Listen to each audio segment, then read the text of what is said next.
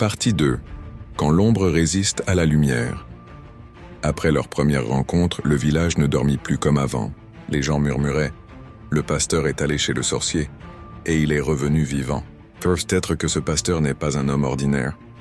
Mais Mabanga, le sorcier, lui, ne dormait plus du tout. Chaque nuit, il s'asseyait seul devant sa maison. Les forces qu'il contrôlait autrefois ne lui parlaient plus comme avant. Elles étaient là, mais silencieuses. Et le silence, pour quelqu'un qui a toujours vécu dans le bruit de la peur, fait plus mal que le bruit lui-même. Le combat intérieur Mabanga se parlait à lui-même. Si je laisse tout ça, que va dire le village? Ils vont rire.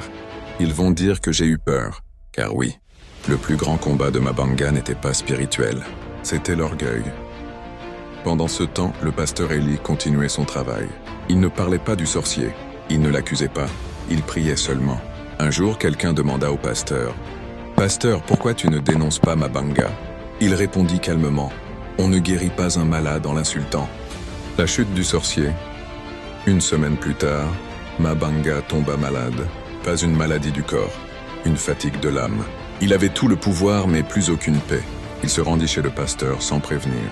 Quand le pasteur ouvrit la porte, Mabanga dit une seule phrase « J'ai perdu le contrôle, et je ne sais plus qui je suis. » Le pasteur l'invita à entrer.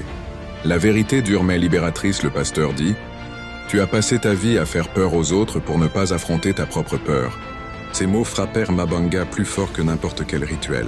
Pour la première fois, il pleura. Il dit « J'ai voulu être fort, mais je suis fatigué. » Le pasteur répondit « La vraie force commence le jour où tu acceptes d'être vulnérable. » Un choix à faire avant de partir, Mabanga demanda « Si je change, est-ce que Dieu m'acceptera ?» Le pasteur répondit « Dieu ne te demande pas ce que tu étais. Il te demande seulement ce que tu choisis maintenant. » Mabanga resta silencieux. Il n'avait pas encore décidé. Mais une chose était claire. L'ombre commençait à trembler. Fin de la partie 2. Le narrateur conclut « Ce n'est pas quand la lumière arrive que l'ombre disparaît tout de suite.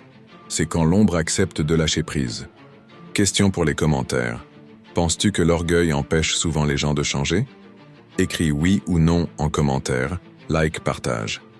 Abonne-toi à Rigolo TV partie 3, finale, la décision de Mabanga et la réaction du village.